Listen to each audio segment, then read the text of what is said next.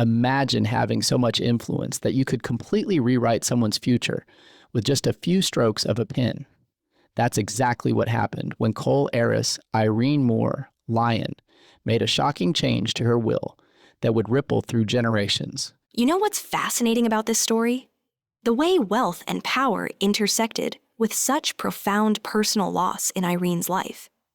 Speaking of loss, let's look at this remarkable pattern.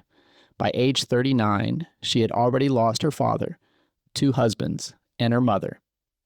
That's enough grief to fundamentally change anyone's perspective on trust and loyalty. And yet we can barely find a trace of her existence. No photographs, just this incredibly detailed passport application from 1906. That passport description is like a window into another time. 5'8", blue eyes, broad mouth, square chin. It's almost more intimate than a photograph would be, don't you think? It really is. And what strikes me is how these physical descriptions were actually crucial for travel documentation back then. It's such a different world from our modern ID systems. Well, let's talk about her first marriage to Hubert Wigmore. There's something almost poetic about how their paths crossed. Here's this military man mapping coal deposits in the Philippines, and he ends up marrying the daughter of coal fortune. That's exactly what I was thinking. It's like their lives were destined to intersect through this connection to coal. But then tragedy strikes just 5 years into their marriage. Right? And what makes it even more heartbreaking is that he died suddenly in Japan, at Lake Chuzenji, of all places, a peaceful summer retreat that became the site of such profound loss. So what compels a woman who's experienced such loss to marry again? Because her second marriage to William Henry Smith Jr. was quite different, wasn't it? Oh, dramatically different. She was 33, he was 58, a May-December romance that spoke more to stability than passion. They even bought this grand estate in Rockville, Maryland, almost as if they were trying to build the future they'd never get to have. You know what's particularly interesting about that period? The way wealthy women had to navigate their social circles, especially when it came to medical care and confidential matters. That's such a crucial point. Doctors were among the few men who could maintain both professional and social relationships with elite women without raising eyebrows, which makes Dr. James Alexander Lyon's entry into her life so fascinating. And their marriage lasted 27 years, longer than her previous marriages combined. Yet something happened that made her essentially write him out of her will.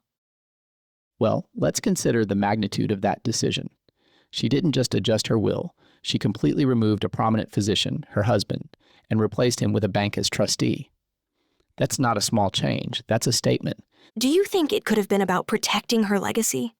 After all, she'd seen so much loss in her life. That's entirely possible. And we have to remember that this was a woman who grew up in 2 parallel worlds, Greensburg, Pennsylvania, where the coal money originated, and Washington, D.C., where status and reputation were everything. Speaking of reputation, let's talk about how she managed her wealth through these careful, distant friendships that wealthy, unmarried women had to cultivate at the time. You know what's remarkable about that? Her will became her voice. Every amendment, every clause, every insertion and removal became an emotional artifact of her final wishes. And now, here we are, generations later, still trying to understand what drove those final decisions. What could have happened to make her remove Dr. Lyon so completely? Well, there are several possibilities. Disappointment, betrayal, outside influence, fear of blending estates with outside families, or maybe even declining health, making her vulnerable to institutional advice. That's what makes this story so compelling. It's not just about wealth and inheritance. It's about trust, loyalty, and the power dynamics that existed in these upper-class circles.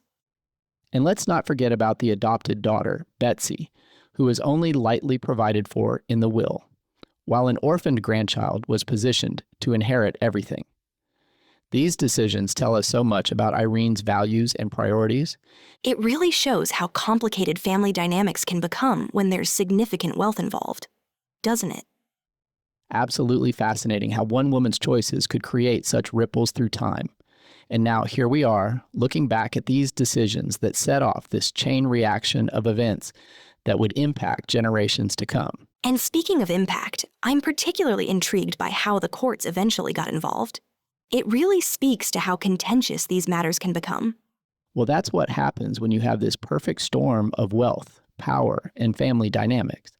And in the end, Irene's story reminds us that sometimes the most telling parts of a person's legacy aren't in what they show us, but in what they choose to hide or change. That's such a powerful observation, how the absence of information can tell us just as much as its presence. Looking ahead to our next discussion about Dr. Lyon, I think we're going to uncover even more layers to this fascinating story of wealth, medicine, and marriage in the early 20th century.